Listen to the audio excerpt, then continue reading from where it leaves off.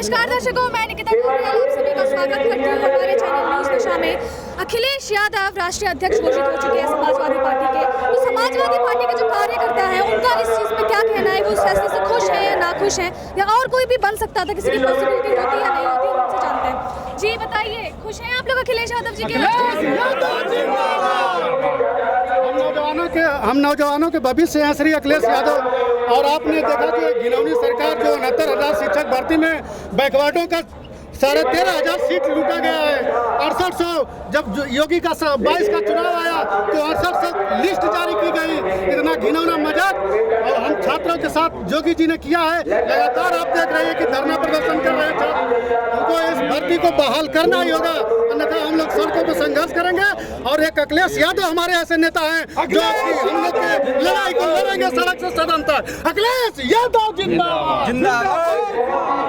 जी, तो आप लोग अब ये बताइए कि अखिलेश यादव इससे पहले जो राष्ट्रीय अध्यक्ष था, जो उन्होंने जिम्मेदारियां निभाई थी, जैसे जैसे उन्होंने जिम्मेदारियां निभाई थी, तो अब आने वाले समय के लिए जैसे कि वो फिर से बन गए, तो उनका जो एक एटीट्यूड है, उनका जो एक बिहेवियर था काम करने का, वो सेम ही रहेगा या थोड़ा बहुत कुछ अलग होगा?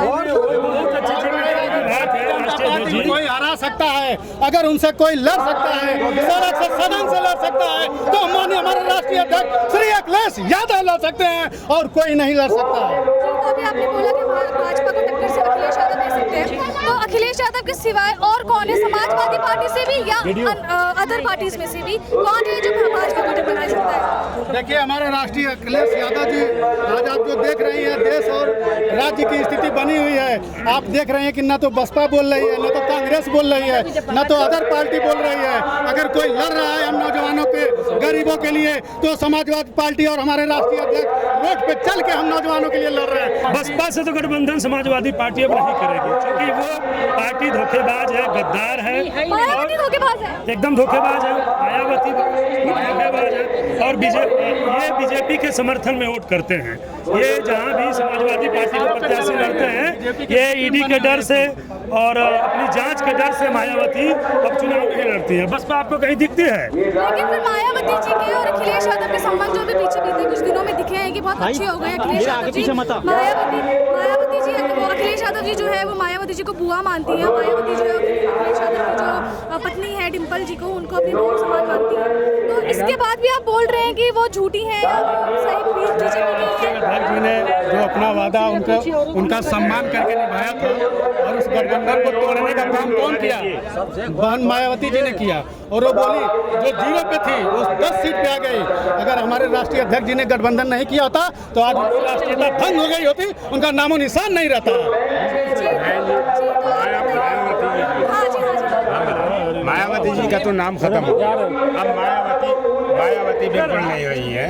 2024 के चुनाव में अब ये समझ लीजिए कि बीजेपी का कोई नाम नहीं रहेगा।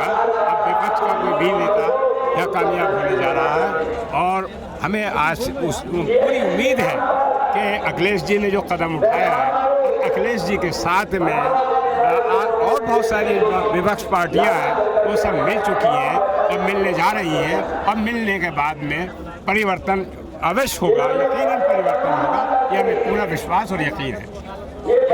2024 के चुनाव में बस बीजेपी का कोई नाम नहीं रहेगा, बिल्कुल सफाया होने वाला है। और चूँकि देश के अंदर इतना मतलब ये बेकार हो चुका है, लघु उद्योग बेकार हो गया, छोटे छोटे दस्तकार खत्म हो गए और तमाम जितने भी मजदूर हैं वो बेकार हो चुके हैं। आज जो सरकार में सरकारी नौकरियों में जो लोग लगे हैं उनका भी हाल बहुत ज़्यादा बुरा हो चुका है। वेतन उनका समाप्त कर दिया गया है और रिटायर के बाद में जो उनको वेतन मिलता था वो सब कुछ समाप्त कर दिया सरकार ने। सरकार में रहने के बाद तमाम पूरे हिंदुस्तान के अंदर ऐसा माहौल ख़राब हुआ है कि कोई भी नाम लेने के लिए तैयार नहीं है। इनके पास सिवाय हिंदू मुस्लिम के अलावा दूसरा कोई मुद्दा नहीं है। इसी मुद्दे को भुलाने के लिए, इसी मुद्दे को आगे बढ़ा करके ये अपना देश में सरकार चला रहे हैं। अगर ये खुल जाए कि ये सिर्फ खाली गुमराह किया जा रहा है, धोखा दिया जा रहा है, तो इनका नामो निशान खत्म हो जाएगा, देश के अंदर कुछ नहीं रहेगा। जी, अभी आपने बोला कि बीजेपी का नामो निशान मिट जाएगा क्योंकि अखिलेश यादव आएंगे, समाजवादी पार्टी आएगी, तो आपको ऐसा लगता है कि जो सत्ता में लगभग 7-8 साल से है वो 2 साल में ही हट जाएंगे? भाई, जब कार्य अच्छा नहीं होगा, जनता खुश संतोष नहीं होगी तो 2 साल क्या 2 दिन में भी हट जाएंगे, उसमें ये थोड़ी लगता। अगर जनता खुश नहीं होती, आप भी बताइएगा कि अगर जनता खुश नहीं होती तो इतने टाइम से बीजेपी को क्यों सत्ता में लेकर आ रही, क्यों उनको वोट देती है? नहीं, वो तो सिर्फ खाली हमने बताया ना कि एक ही मुद्दा है जिस मुद्दे पे वोट मिल रहा है, लोगों को गुमराह किया जा रहा है, हिंदू और मुसलमान के नाम पर वोट मिल रहा राष्ट्र है। के नाम पे आ रहे हैं कि हमें हिंदू देश बनाना है, हिंदू राष्ट्र लाना है, और सिर्फ धर्म की लड़ाई करते हैं। जब भी चुनाव आता है वो हिंदू मुस्लिम करके चुनाव करते हैं। पहले मस्जिद मंदिर था, पहले अयोध्या मंदिर था, अब वो हो गया तो इस तरह से वो करते हैं और जनता अच्छी तरीके से जान चुके हैं। हमारा विपक्ष में हमारा समाजवादी पार्टी, हमारे माननीय राष्ट्रीय अखिलेश यादव जी पूरी तरह से मजबूती से पूरे कार्यकर्ता मुस्तैदी से अपनी सरकार से अपना अभियान चलाए हैं और पार्टी पूरी मजबूती से खड़ी है। इनका सामना करने के लिए 2024 में काफ़ी परिवर्तन आपको नजर आएगा और 2027 में उसके परिवर्तन जरूर होना है। इस बार देखिए आप माहौल काफ़ी बना था और कुछ जगहों पर हमने 500,000 सीटों पर 500,000 वोटों से आ रहे हैं, तो ये तो कारण समझ में आ रहा है क्यों। अगर लंबे वोटों से आ रहे होते तो ठीक है, कम से कम इस महंगाई आपकी चरम सीमा पर है। गरीब घर का चूल्हा जल पर, उज्ज्वला योजना जो इन्होंने दी, आज गरीब घर में जाकर उज्ज्वला गैस सिलेंडर घर पे रखा है, वो मिल नहीं पा रहा। कहे कि महिलाओं के हाथ में धुआं नहीं आएगा, लेकिन वो नहीं पा रहा। आज हमारे भाई सब बेरोजगार घूम रहे हैं, रोजगार नहीं है, और महिलाओं के साथ जो उत्पीड़न, जो शोषण हो रहा है, जितनी हत्याएं हो रही, इन्होंने कहा कि इनका परसेंटेज कम हो गया। मेरा ये मानना है, आप आंकड़ा देख सकते हैं, आंकड़ा की मतलब कि इस सरकार में ज़्यादा बेहद बढ़ा हुआ है और जनता पूरी तरह से परेशान है। लेकिन आप भी, मैं आपसे एक सवाल करूंगी कि आप भी बताइए, जब माहौल बना होता है, जनता परेशान है, तो सरकार आ कैसे रही है? जरूर कहीं ना कहीं कोई कारण है, कुछ रीज़न है, और हिंदू मुस्लिम करके ही कब तक बनाएंगे?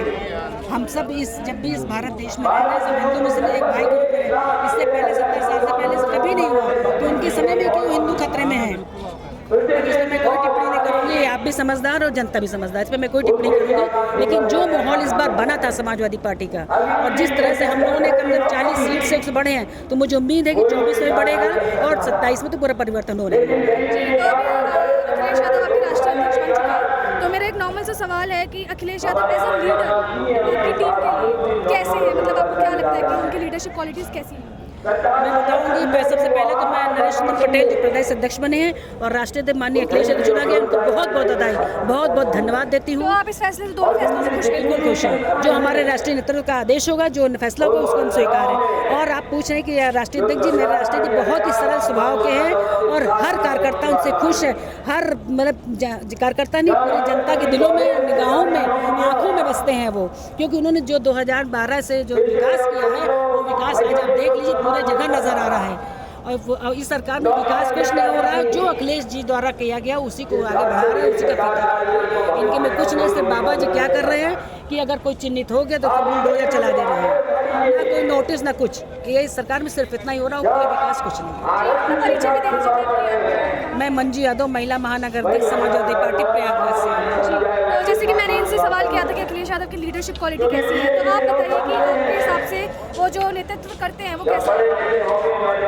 लीडरशिप क्वालिटी बहुत अच्छा है, वो राष्ट्रीय स्तर के नेता हैं, सम्मान नेता है, और हम लोग तो बिहार से आए हैं। इस बार 24 में इनका रथ बिहार में रुक जाएगा, मोदी जी का रथ बिहार में रुक जाएगा इस बार। बंगाल से, झारखंड से और बिहार आते तो ये लोग सिमट जाएंगे। इस बार इनका रथ रुकना है, क्योंकि जब भी भाजपा का रथ रुका है तो बिहार में। सर, अखिलेश यादव जी राष्ट्रीय अध्यक्ष घोषित हो चुके हैं, तो इस निर्णय से आपका क्या खुश है इससे या ना खुश है? हम तो बहुत खुश हैं, हम पक्के समाजवादी लोग हैं, और समाजवादी में जितनी भी संघर्ष, हम सब जितने भी हमारे कार्यकर्ता हैं समाजवादी के लोग हैं, अखिलेश जी को अपने एक खून की अपनी एक बूंद देने के लिए तैयार हैं। तो परिवर्तन तो होगा।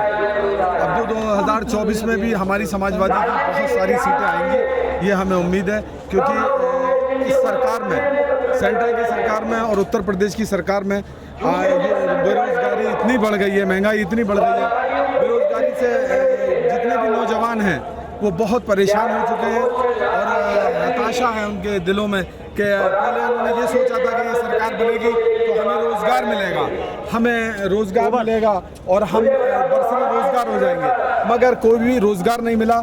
और ना तो रोजगार। अभी तक आप देख लीजिए, कोई भी किसी भी सरकारी उसमें कोई भी नौकरी नहीं निकल रही है।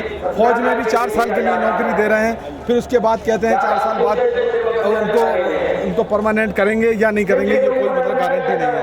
मैंने देखा कि मैं एक भर्ती में गया था कुछ लोगों को लेकर फर्रुखाबाद में, तो देखा वो सड़कों पे बेचारे नौजवान, वही नौजवान जो देश की रक्षा के लिए भर्ती होना चाहते हैं, वो सड़कों पे पड़े हुए थे। और मुझे तरस आया उन्हें देख के कि बेचारे कितनी बेरोजगारी है अपने हिंदुस्तान में, और वो नौजवान बेचारे सड़कों पे पड़े। तब भी उसमें से भी 500 लोग दौड़ाए, 500 में से 10-12 लोग पास किए गए, जबकि बेचारों को ये नहीं मालूम कि कितना टाइमिंग दिया। जो टाइमिंग दिया था 6 मिनट कुछ था, तो उस टाइमिंग में वो 4 मिनट में भी पहुंच गए, मगर उन्होंने नहीं लिया, क्योंकि 10-12 लोग लेकर फिर रस्सी डाल देते थे और बीच में बेचारे नौजवान जो भर्ती नहीं होते थे। 500 में से अगर 10 लोगों को लिया तो 490 बेचारे, क्या उनको गुजरी होगी, मतलब दुख होता है, आंसू आते हैं। जी, रोजगार के ऊपर तो बात हो ही रही है। इसी के साथ मैं कैमरामैन के साथ न्यूज़ नशा में।